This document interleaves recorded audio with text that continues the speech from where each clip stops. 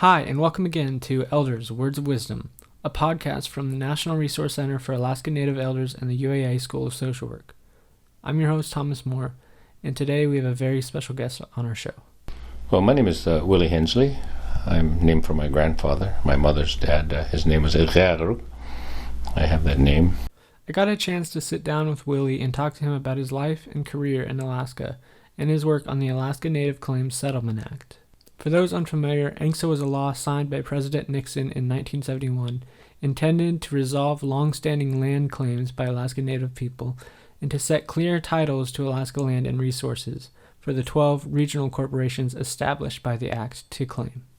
Here's Willie. Well, it was an epic battle for sure. The Russians showed up in 1741 and decided to stick around and hunt for the sea otter, which was so valuable, and they were here for a century and a quarter, pretty much laying waste to the cultures along the way. But nonetheless, according to European notions of law, they were the discoverers of Alaska, so consequently they had some standing in the international law, so they sold their interest to the United States in 1867, but the reality was that there were virtually less than 600 people in Russians in Alaska at any one time. But still, that didn't stop the U.S. from acquiring what title they had. The notion that Congress had with the passage of the Statehood Act was to try to convey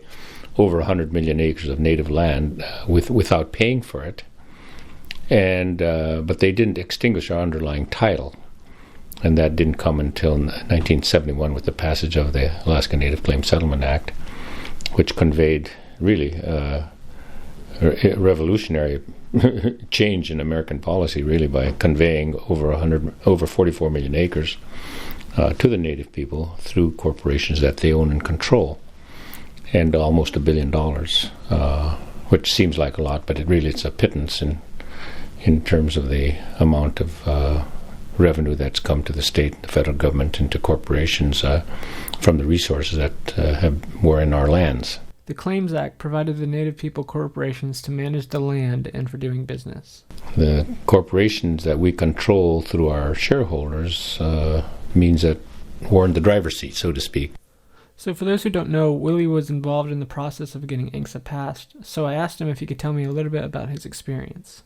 Hardly anybody really understood the nature of Indian title or the historic, legal, and regulatory arrangement that impacted Alaska Native lands. I think the main contribution I made was to essentially do a research paper. I saw that what was occurring while our Aboriginal title had not been extinguished by the Statehood Act, the very selection by the state of a tract of land where it's signed by the Secretary of Interior, that in itself was an extinguishment. That was my aha moment when I realized that we had to stop the process in order to protect our rights, because once that interim conveyance was made by the Interior Department to the state, we were never ever going to get that land back. And why we thought we could get it, I don't even know, because that's not the history of our country. The country was not in the mode of conveying lands to Native peoples. It was in the business of taking lands and giving them a pittance, through the Court of Claims or the Indian Claims Commission. And so that research paper I wrote gave me a comprehension that many of our people didn't have. That is sort of the paper trail. I mean, they felt innately after 10,000 years of occupying the land that this was their land, but they didn't know, what was said in the Treaty of Cession or what the American Indian experience was in terms of their treaties and the Constitution. That paper was distributed by my buddy Ituk, Charlie Edwardson from Barrow, when we had the first AFN convention in 1966. After any law is passed, there's both support and controversy. I was curious about what the public perception was at the time.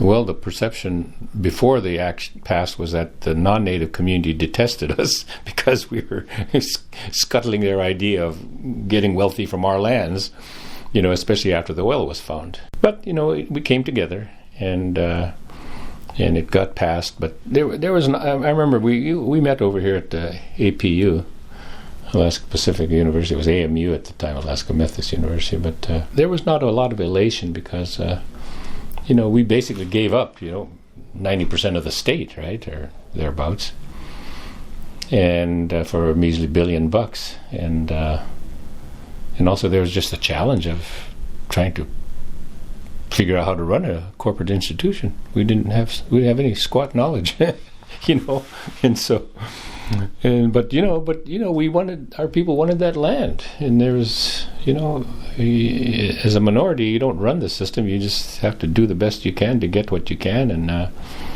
in our case, we managed to revolutionize American Indian policy, but still, it was tough to give up all that land. The reality is we were on our way to losing it, flat out losing it, had we not risen up and battled tooth and tongue for between 1966 and 1971. So I wondered how and if that perception has changed over time. Oh, I think so. It's part of our lives now. We know more about corporate life than most Americans, right? We participate. To us, our corporations are part of who we are now. And they do more than just business. The corporations have fought for subsistence. They've fought for elders. They've fought for, language. We do stuff that businesses don't normally do. And I think that's a credit to our people for figuring out how to run it and how to use it to meet our people's needs. The Claims Act was passed almost 50 years ago, but Willie thinks there's still more work to be done.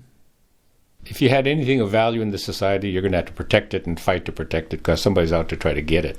As a minority, you're always struggling to, particularly in a kind of a colonialistic sort of situation, which we have been in, right? First amongst the Russians and then in the United States. You have to fight to keep your language. You got to fight to keep your hunting and fishing rights. You got to fight to protect your lands. It'll always be a battle. Above all else, Willie said there's one thing that we need to remember when considering the Alaska Native Claims Settlement Act. I feel like a broken record on this since about 1980. But we didn't go after a land settlement to get corporations or even money for that matter. We were trying to get the land because the land is something that has nurtured all of our cultures really for 10 to 15,000 years. And unlike a lot of tribes outside, we're still in the places that we've always been, pretty much. We've not been shunted around hither and yon like they have. And so the feeling for the land is still very strong.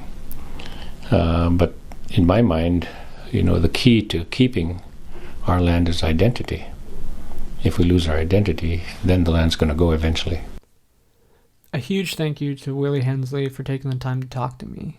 I really enjoyed it. Thanks for listening this month. If you want to stay informed of all NRC news, check us out on Facebook or our website.